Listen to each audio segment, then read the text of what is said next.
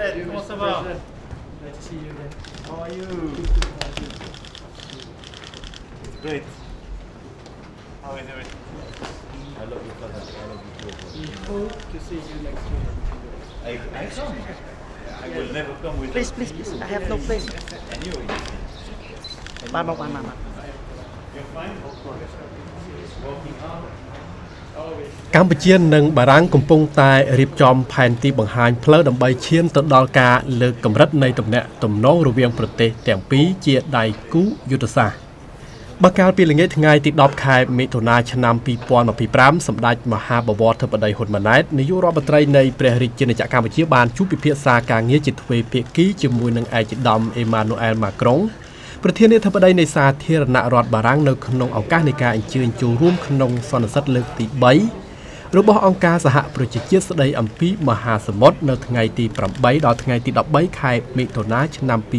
2025នៅទីក្រុងនេះប្រទេសបារាំងនៅក្នុងឱកាសនៃជំនួបនោះផងដែរឯកឧត្តមប្រធានាធិបតីនៃសាធារណរដ្ឋបារាំងបានសម្ដែងនូវក្តីសោមនស្សរីករាយដែលបានទទួលជួបសម្ដេចមហាបវរធិបតីហ៊ុនម៉ាណែតនិងគណៈប្រតិភូកម្ពុជាសាជាថ្មីទៀតនៅប្រទេសបារាំងនឹងបានគូបញ្ជាក់ថាឯកឧត្តមនឹងអញ្ជើញបំពេញទស្សនកិច្ចនៅព្រះរាជាណាចក្រកម្ពុជានៅឆ្នាំ2026ខាងមុខនេះឯកឧត្តមប្រធានាធិបតីបារាំងបានអបអរសាទរចំពោះភាពជោគជ័យរបស់កម្ពុជាក្រោមការដឹកនាំរបស់សម្ដេចមហាបវរធិបតីហ៊ុនម៉ាណែត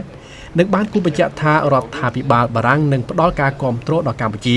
ក្នុងការធ្វើជាម្ចាស់ផ្ទះនៃកិច្ចប្រជុំកំពូល Francophonie លើកទី20នៅក្នុងឆ្នាំ2026ឲ្យបានជោគជ័យនាពេលខាងមុខជាការឆ្លើយតបសម្ដេចមហាបវរធិបតីហ៊ុនម៉ាណែតនាយករដ្ឋមន្ត្រីនៃព្រះរាជាណាចក្រកម្ពុជាបានអរគុណដល់ឯកឧត្តមប្រធានាធិបតីបារាំងដែលបានទទួលស្វាគមន៍សម្ដេចនិងគណៈប្រតិភូយ៉ាងកក់ក្ដៅនិងសម្ដែងនូវក្តីរីករាយដែលបានជួបឯកឧត្តមប្រធានាធិបតីសាជាថ្មីម្ដងទៀតសម្ដេចធិបតីបានសម្ដែងនូវការអរគុណផងដែរដល់ឯកឧត្តមប្រធានាធិបតីបារាំងដែលបានផ្ដល់ការគាំទ្រយ៉ាងពេញទំហឹងដល់កម្ពុជាក្នុងការធ្វើជាម្ចាស់ផ្ទះនៃកិច្ចប្រជុំកំពូល Francophonie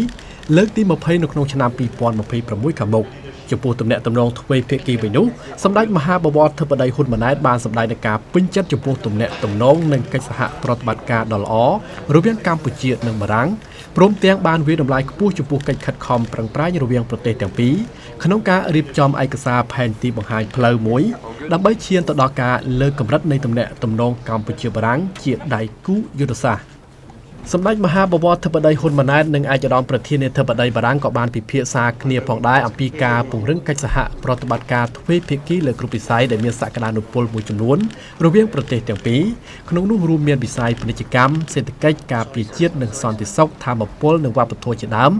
ហើយឯកឧត្តមប្រធានាធិបតីបារាំងក៏នឹងបញ្ជូនគណៈប្រតិភូដែលដឹកនាំដោយនាយករដ្ឋមន្ត្រីនៃក្រសួងពាណិជ្ជកម្មមកបំពេញទស្សនកិច្ចនៅក្នុងប្រទេសកម្ពុជាផងដែរដើម្បីលើកកម្ពស់ភាពជាដៃគូពាណិជ្ជកម្មនិងសេដ្ឋកិច្ចឯកឧត្តមប្រធានាធិបតីបារាំងបានសង្កត់ធ្ងន់ថាពិភពលោកបានទទួលស្គាល់នៅជំនាញនិងស្នាដៃរបស់កម្ពុជានៅក្នុងវិស័យបោសសម្អាតមីនរដ្ឋាភិបាលបារាំងនឹងបន្តគាំទ្រវិស័យការពារជាតិនៅក្នុងប្រទេសកម្ពុជាជាបន្តទៀតចំពោះកិច្ចសហប្រតិបត្តិការពហុភាគីសម្ដេចមហាបវរធិបតីហ៊ុនម៉ាណែតនិងឯកឧត្តមប្រធានាធិបតីបារាំងក៏បានពិភាក្សាគ្នាផងដែរចំពោះកិច្ចសហប្រតិបត្តិការរវាងប្រទេសទាំងពីរក្នុងវិស័យអន្តរភាពមួយចំនួនក្នុងក្របខ័ណ្ឌអាស៊ាននិងអង្គការសហប្រជាជាតិ